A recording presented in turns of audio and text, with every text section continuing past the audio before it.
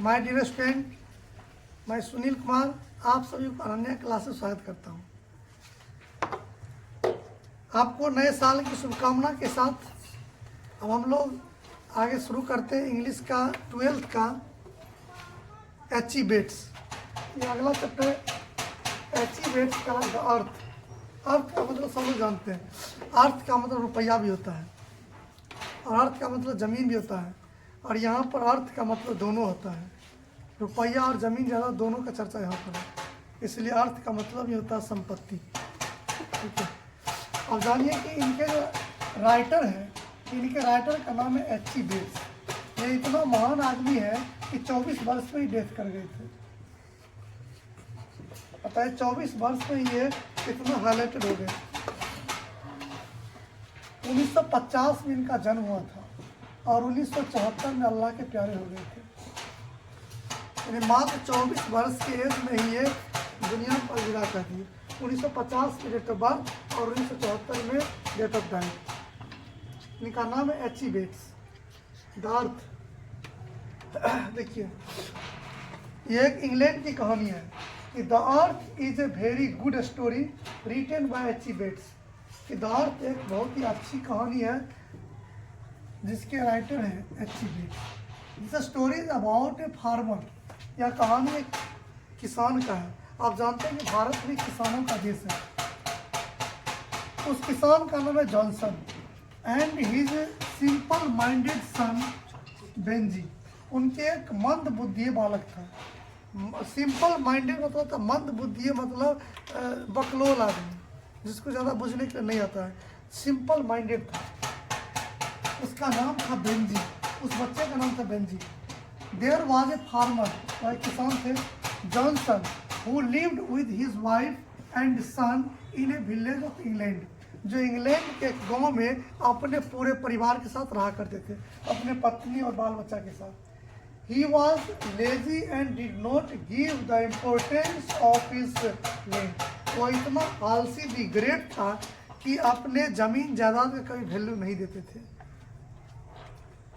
He rented, उसने अपने जमीन को रेंट पर लगा दिया, मतलब बोलते हैं खुद भरना वगैरह, यानी रेंटेड कर दिया।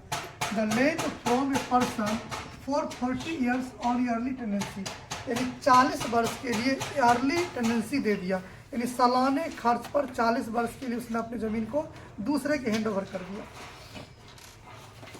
He had a simple minded son who was engaged in studies but he was not serious.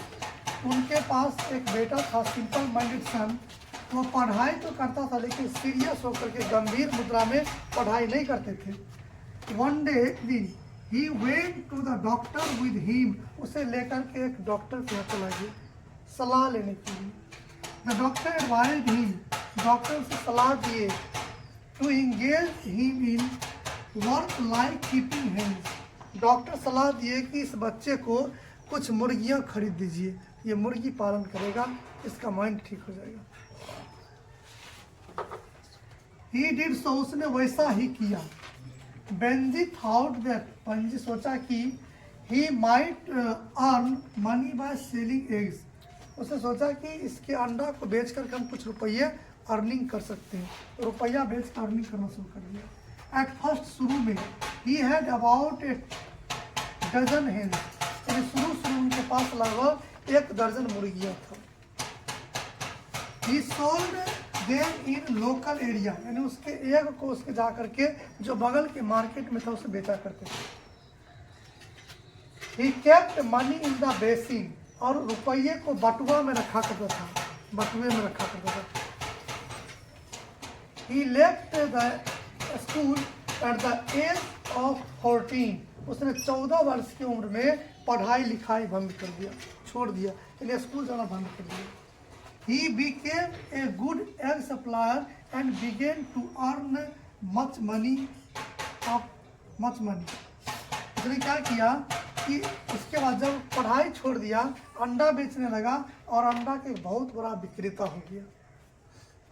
After some time, कुछ समय के बाद, Benji married Florence and began to live with together. उसके यहाँ एक फ्लोरेंस नाम की लड़की काम करती थी। कुछ देर के बाद उसने उससे शादी कर लिया। और उसी के साथ रहना शुरू कर दिया, यानी अपनी जिंदगी जीवन साथी बना लिया। His parents stared at him and understood that they did not give the importance of the land when they had. उसके पिताजी जो जमीन का वैल्यू नहीं देते थे, जब उसका बेटा इतना कमाने लगा, उसके पिताजी भी जमीन जायदाद के बारे में अब सोचने लगा। So we can say that, कह सकते हैं कि we must believe in work not in faith। इसलिए हम कह सकते हैं कि लोगों को अपने काम में विश्वास करना चाहिए, ना कि अपने भविष्य पर, अपने भाग्य पर। भाग्य भरोसे कुछ नहीं होता है। वर्क इज वर्शिप, कर्म ही पूजा। अगर आप अच्छे काम करेंगे तो रिजल्ट भी अच्छा आएगा। इसलिए आप लोग आज से पढ़ना शुरू कर दीजिए। अभी बहुत समय, अभी कुछ नहीं हुआ है, अभी कुछ नहीं हुआ है, अभी बहुत समय है, इतने में आप टॉप कर जाइएगा। हम फिर से एक बार एक नज़र बता देते हैं।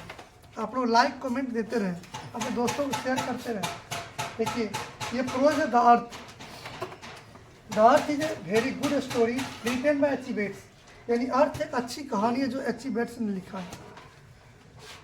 कहता है कि the story is about a farmer Johnson and his simple minded son Benji. यह कहानी एक किसान जॉनसन का है और उसके सिंपल माइंडेड मंद बुद्धि बालक बेंजी की कहानी है। There was a farmer Johnson who lived with his wife and son in a village of England। अपने पत्नी और बच्चे के साथ इंग्लैंड के किसी गांव में रहा करता था। He was lazy and did not give the importance of his land। वह इतना आलसी था कि अपने जमीन जायदाद का वैल्यू नहीं देता था। He rented the land from a person for 40 years on yearly tenancy। इस कारण उसने अपने सभी जमीन जायदाद को 40 वर्ष के लिए टेनेंसी दे दिया, यानी दूसरे को भाड़े पर दे दिया। He had a simple-minded son who was engaged in study but he was not serious। उनके पास एक बेटा था, सिंपल माइंडेड बच्चा था, वो पढ़ता तो था लेकिन सीरियस होकर पढ़ाई नहीं करता था। One day he went to the doctor with him।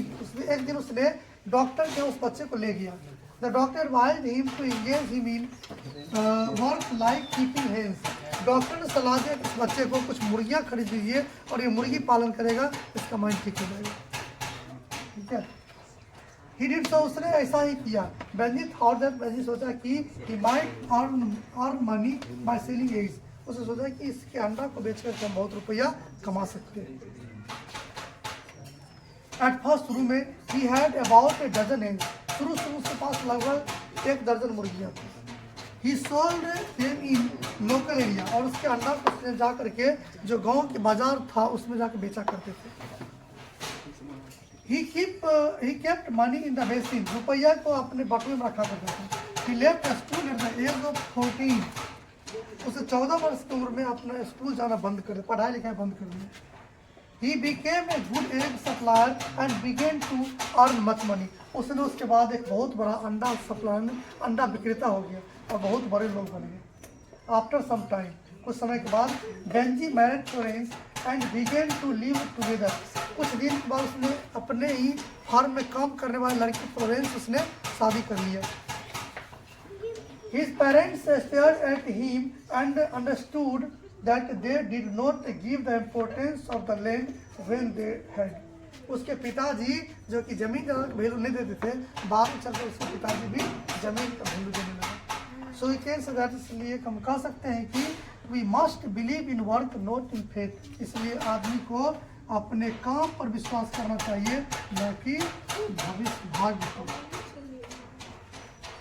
ठीक है, ये कहानी था आपको द अर्थ बेंजी का। इसलिए राइटर का डेट ऑफ बर्थ कब है? 1950, मरे तो 1974। 24 वर्ष की उम्र में इसने बहुत हाईलाइटेड हुआ। 24 वर्ष के एज में काफ़ी कहानी इसने लिखा। ठीक है, आप लोग लाइक कमेंट करें, शेयर करते रहें। Thank you.